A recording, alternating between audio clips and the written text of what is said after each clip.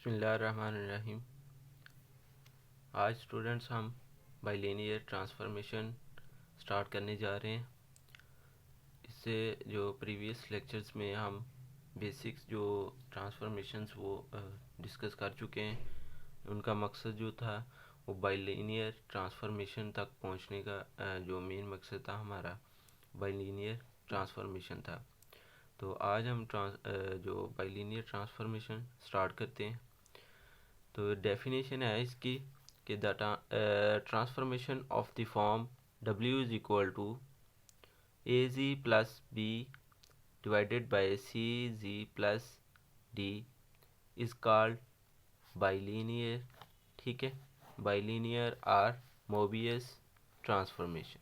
ठीक है, इसके दो नेम्स हैं, एक तो बाइलिनियर भी इसको कहते हैं और दूसरा इसको मोबियस ट्रांसफॉर्मेशन भी कहते हैं। ठीक है, where A, B and C, D are complex constants, यानी कि जो यहाँ पर है ना ए जी का कॉन्स्टेंट, जी का कोफिशिएंट जो है A, इसी तरह C का भी है, जी का जो कॉन्स्टेंट यहाँ पर नीचे डिवाइडेड में C और प्लस जो B और D हो रहे हैं, ये तमाम क्या हैं, कांस्टेंट कॉम्प्लेक्स कांस्टेंट्स है।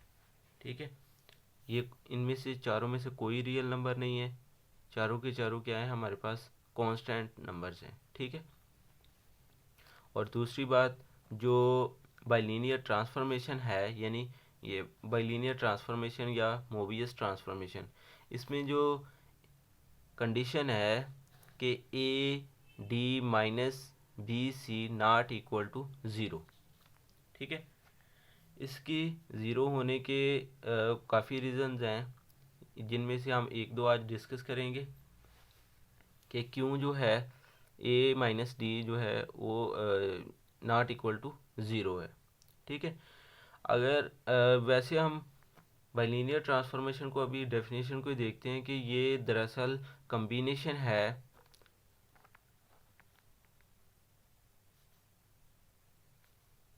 चलो पहले ट्रांसलेशन। ठीक है, रोटेशन,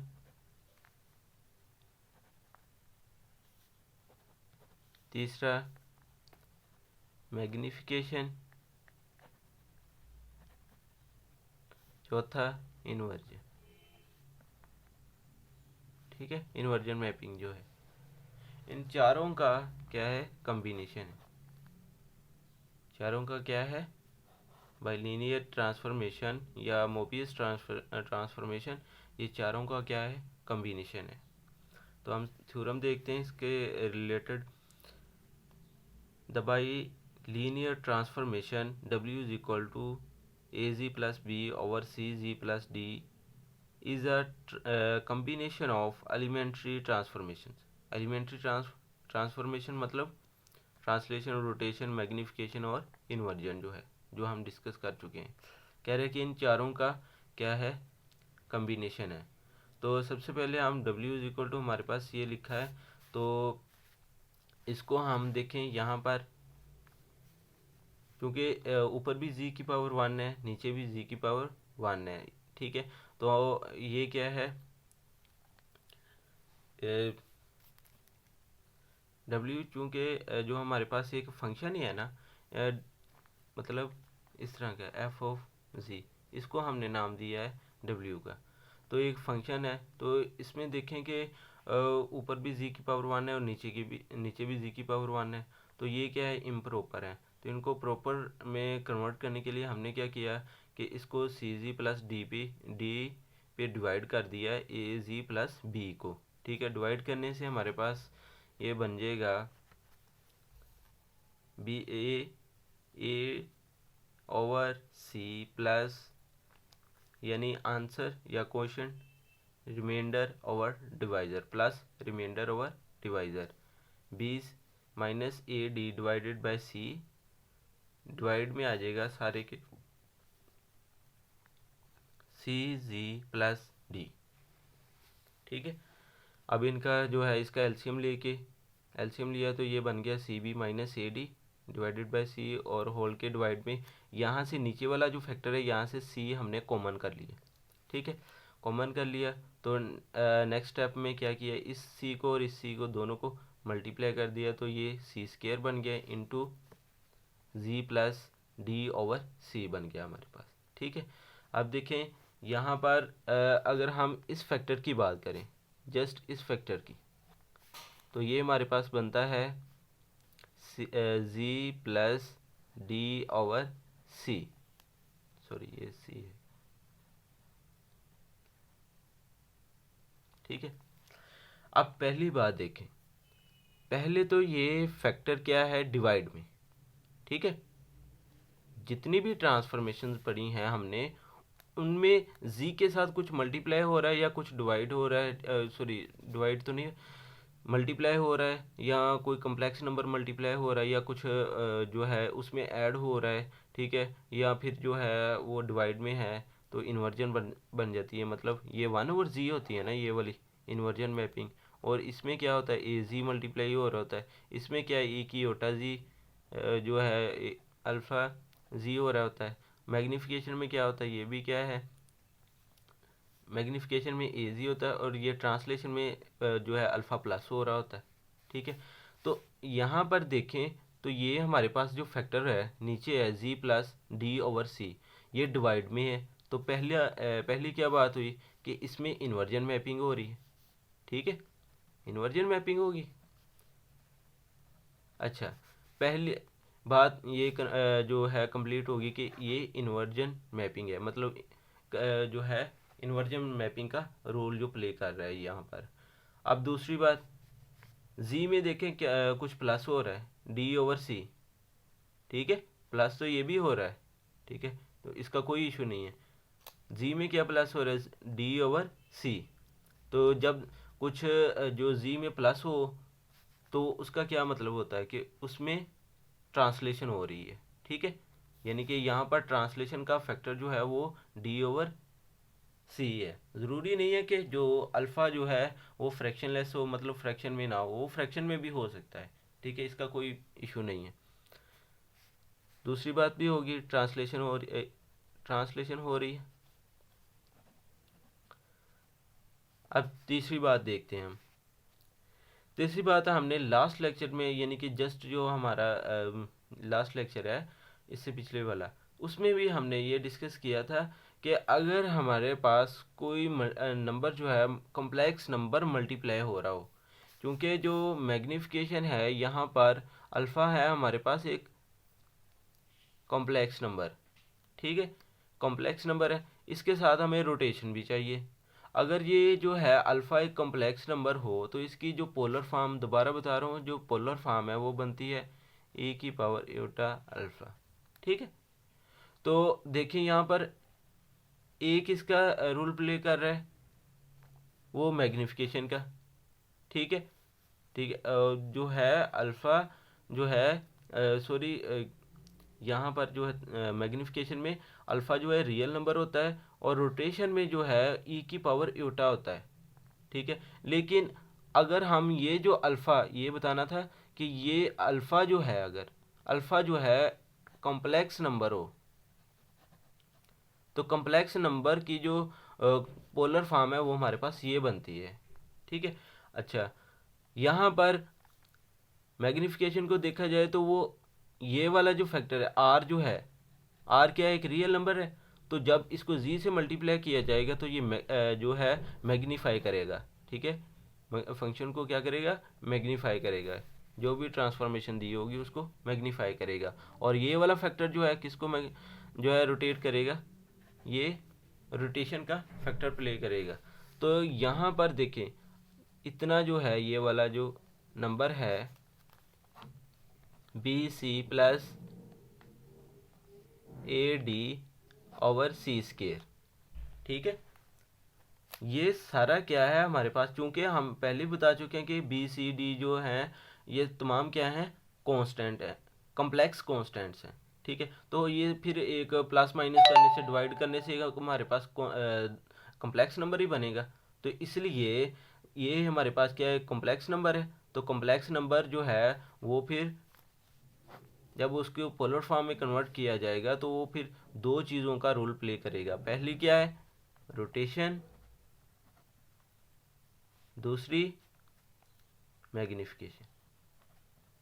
ठीक है, तो यूं मिलकर ये क्या है, जो बाइलीनियर ट्रांसफॉर्मेशन बनती है इन चारों मैपिंग ट्रांसफॉर्मेशन के थ्रू। तो ये था हमारा थ्योरम इसके रिलेटेड। नेक्स्ट हम देखते हैं, नेक्स्ट है सिंपल ट्रांसफॉर्मेशन। ठीक है, सिंपल ट्रांसफॉर्मेशन कब होगी? A transformation W is equal to f of z, ठीक है, is said to be simple if it is analytic and it is 1 1। ठीक है, ये एनालिटिक और 1 1 होना चाहिए। एनालिटिक के बारे में भी आप जो है कॉम्प्लेक्स 1 में पढ़ चुके हैं कि एनालिटिक फंक्शन कैसे होते हैं। 1 1 जो है वो जो है हर एलिमेंट के लिए हमें एक जो है प्री इमेज एलिमेंट मिलना चाहिए जो कि इस पर मैप किया जाए। ठीक है, 1 1 होना चाहिए या कोड में से डोमेन की तरफ। तो नॉर्मलाइज्ड ट्रांसफॉर्मेशन क्या होती है? पहली बात जो हम बाइलिनियर ट्रांसफॉर्मेशन में पढ़ चुके हैं कि W is equal to A G plus B divided by C G plus D जो है, इसमें ये जो है बाइलिनियर ट्रांसफॉर्मेशन तब होगी जब एक कंडीशन है A D plus B minus C B not equal to zero. ठीक है, नॉट इक्वल टू ज़ीरो के होना चाहिए। अगर ये नॉट इक्वल टू ज़ीरो है तो फिर हम बोलते हैं कि ये जो है बाइलिनियर ट्रांसफॉर्मेशन है।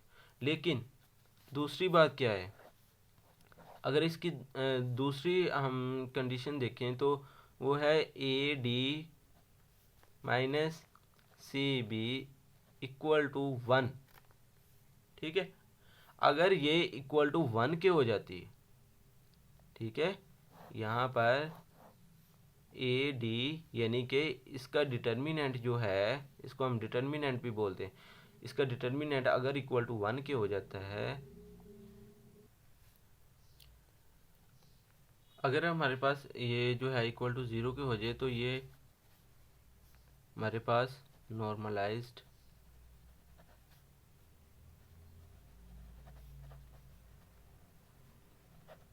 ट्रांसफॉर्मेशन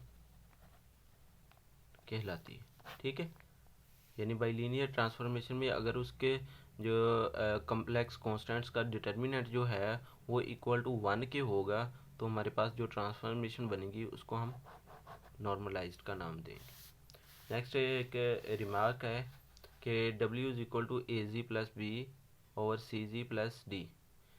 ये बाइलिनियर ट्रांसफॉर्मेशन का ही फॉर्मेट है। इसमें क्या कंडीशन है कि ये नॉट इक्वल टू 0 के होना चाहिए, यानी इसका डिटर्मिनेंट जो है।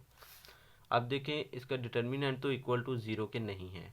ठीक है, इसमें बाइलिनियर ट्रांसफॉर्मेशन में तो अगर ये 0 के इक्वल नहीं है तो फिर इसका जो डेरिवेटिव है ना, first derivative with respect to G, आप इसको चेक भी कर लीजिएगा कि जो इसको आपने डेरिवेटिव इसका लेना है फर्स्ट डेरिवेटिव, तो वो नॉट इक्वल टू 0 के आएगा। ठीक है, क्यों? उसकी वजह यह है कि स्टूडेंट्स अगर हम देखें यहाँ पर सपोज दैट कि हम A D minus B C को 0 रखते हैं। ठीक है, 0 को रखा, ए डी इक्वल टू आ गया बी सी के। ठीक है, इसको हम ये चूँकि चारों कॉन्स्टेंट्स हैं, ठीक है, तो हम जो हैं इसको रखते हैं सम कांस्टेंट ए के इक्वल। ठीक है, तो यहाँ पर या फिर इस तरह करें कि ए, तो यहाँ से हम अगर देखें तो ए जो है बी को डिवाइड कर दें और डी को दूसरी तरफ, ये सी ओवर डी, इसको सम कांस्टेंट के इक्वल रख लें। अब यहाँ से ए और बी इक्वल टू आ जाएगा के और C over D is equal to K. यहाँ से ए की वैल्यू आएगी बी के और ए की वैल्यू, सी की वैल्यू आ जाएगी डी के। ठीक है, अब आपने करना क्या है कि इसमें जो वैल्यूज़ हैं यहाँ पर ये w is equal to A G plus B और इसमें पुट कर दें, तो ये हमारे पास बन जाएगा w is equal to B K into G plus B divided by, यानी जो ये सी है और बी है इनकी वैल्यूज़ पुट कर दें। सी की वैल्यू क्या है डी के जी प्लस डी। ठीक है, अब देखें यहाँ से क्या कॉमन आ रहा है, बी कॉमन कर लें, के जी प्लस 1 डिवाइडेड बाय डी नीचे से कॉमन आ रहा है तो के जी प्लस 1।